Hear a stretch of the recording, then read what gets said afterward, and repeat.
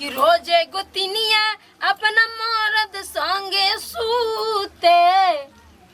अच्छा और ई कटता जवानी असरे में दिया बूते।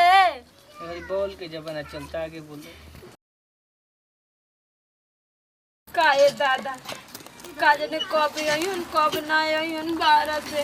जब हम तेवर तेवरानी के प्यार कइल देखो तनी न तो हमरो दिन याद आवे लगता। कैसे हमरा के कहत रहलन घुंघटा हटावो हमारे रनिया हो हर धरती के चांद देखली। कैसे गावत रहलन हमरा बड़ी याद आवेला। काजी कोई आई में स्वामीनाथ बड़ी हमरा याद आवता। का हो ठीक ठाक बाड़ू? बड़ी विपद बे बचिया हमरा जी में। हम तो केहू से कह ना सकी ना गोतनी या देवर से कि हमरा हई दिक्कत बा। तारे सन कम तू ही ना हमदर्दी बड़ू। अब बचिए मारा जो अयो दादा ये करो बुझाता कि बड़ी दिक्कत में बिया। बड़ी याद आवता उनको लेकिन उनका नहीं के बुझाता। क्या बोलता ये भौजी दुआरिया पर बैठ के कर तारा याद पड़ता यार भैया के फोन कइले बानी न तुम कह देनी एक बार न कि आवो थारा कोई के नौकरिया हो जाके किन ली हो तू बजरिया कुसुम रंगे सड़िया राजा जी ब्लाउज एगो करिया राजा जी। अभी ये कह देनी न तब कह दन कि हम वहीं पे न करब तोरा के साथ को ब्लाउज करिया ला देनी। अब का करिया लाओते रही के ब्लाउज तू गाना गा के काम में जहुआ देलू। हाँ अब बताई ये खाली ब्लाउज मंगनी करिया और 7 साल लगा दिल नहीं करना 7 साल से। बताई हम का करी?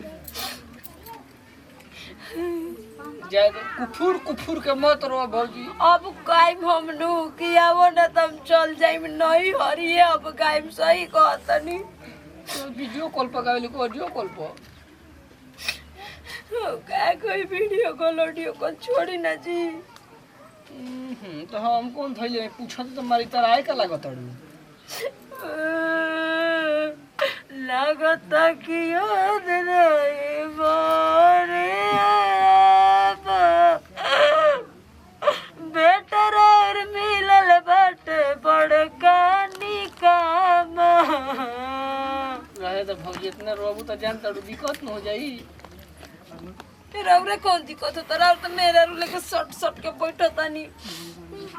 रौरा के जब देखी ना नू तो हमारा इहे खीस पर ला इहे मन करला नु कि ये गावे के मन करला जानत नहीं क्या कि रोजे गोतिनिया अपना मर्द संगे सूते। अच्छा और ई कटता जवानी असरे में दिया बूते। अगर बोल के जमाना चलता आगे बोलो। कि उठी उठी रोइला से जरिया परात में अब बुझत नहीं खन हमारा। फोन लगा के दी ना गलते गलते याद पड़ गया ना। फोन नहीं खे वो रील बनाती है इंस्टा पर। हमरा खाती कुछ ना रही ऊपर पड़ जाई। हमरा खाती सब ऊपर पड़ जाई। मर्दो ऊपर पड़ गई तू पड़ गई। हम काहे का पड़ गनी हो पगला गई बड़ी का रे मर्द लेके एकदम देखा ना ऐसा आदमी होलन। बाप रे लागत कि ने कोरे मरद गोइल बा एगो बहरा। जब देखा कुरकुरट घर में भइली नीरस चीज को तो हमर बड़ी खीस बढ़ जाला हइसन मेरा रूप न खाए के न पिए के खाली कंगाल लेखा देन लेके हेने रोए के बा होने रोए के बा हेने शिकायत करे के बा होने शिकायत करे के बा। लागत कि हमनी के मरद बहरे विदेश न जालन स हइसन मेहरारू ना होके के चाहिए दादा।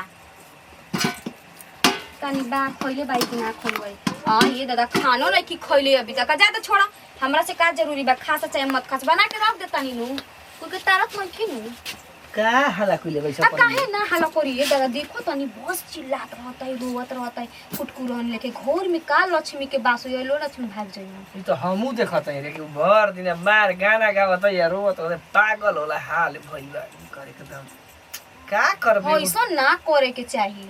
अच्छा ये बताओ हम 3 साल बाहर रही तो तिहुन होत रही। अच्छा रही जी हम तो चाहे ना कि रौरा चल जाई भर जिंदगी वो नहीं रही भर जिंदगी काहे करे शैतान लेके ये का करे जी मरद खाती अब रोई ना रोई ना मरद कमाई ना त खाई का इंसान दूगो बाल बच्चा बांसो कैसे पोसई इंसान वो आ देखो ना फोन करते हबड़ा के चलिए हम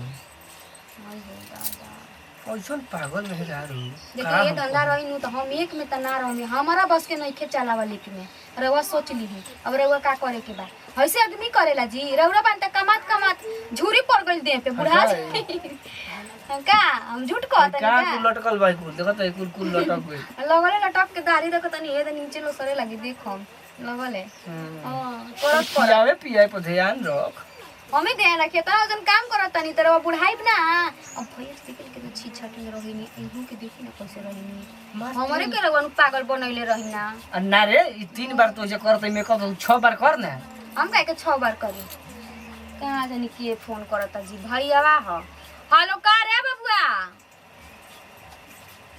लीजी रे रस बतियाई का निकाह करता लीजी रे से खाता बतियाई के कारे पड़सन रोको बड़ पान पाके हमारा भैया बोली हेलो खुश रह और सब बताओ ना ना तहर बहिन फूलल काहे के बाड़ी ठीक बाड़ी रसगुल्ला हाँ रसगुल्ला तो घर नाके से खा लेता मुंह का कामे नहीं खे लो बबुआ ठीक बा रख माई से बात कराई हो ठीक बा मैंने मिठाई कहता कि दीदी एक तनी खिले जा बाप के तनी गर्मी होता जी देखो तनी वो ना अभी कूलर लगवा दी कूलर लगवा दी कि दिन भर भाईवा हो जाए के सुतर में जा हमारा घर में कूलर लगवा दी रे वो ऐसन बतिया तनी कमा के धरी ठीक बा कि ना हमरो दुगो लइका फेका बावन सा कमा के धइले नहीं खी अरे पगली अरे बौरहिनिया अरे सन कहिनिया जाके देख तो गमला में रुपया कोच के आ जमीनी में वो तनी पैसा ले जिंदगी पार लग जाई कैसे रवा बतियावत तनी नहीं तो ओकर बगले में एगो उगाड़ दिया ही और बस बतियावल हुआ दिवाली में कपार लड़ावल एक ही बार चिल्ला बतिया तनी असुन दिन तो जी दूसरा बतिया हट जाए आ जल्दी आई खाना खा ले दो सुन ना कोहड़ा की चटनी बना दी है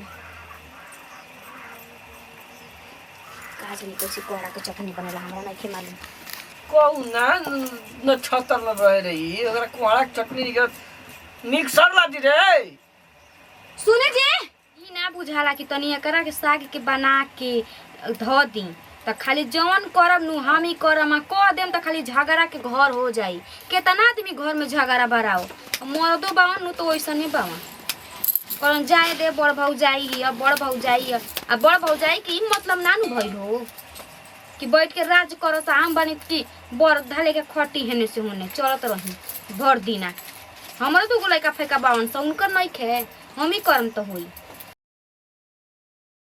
केस कह देम केस काऊ खा लेबू केस तो के काऊ खा लेबू अरे माई अरे जी अरे दादा आयो माई आयो दादा कट जे काट देलो तो तात तक फंस गई हां इधर धस गई करता आयो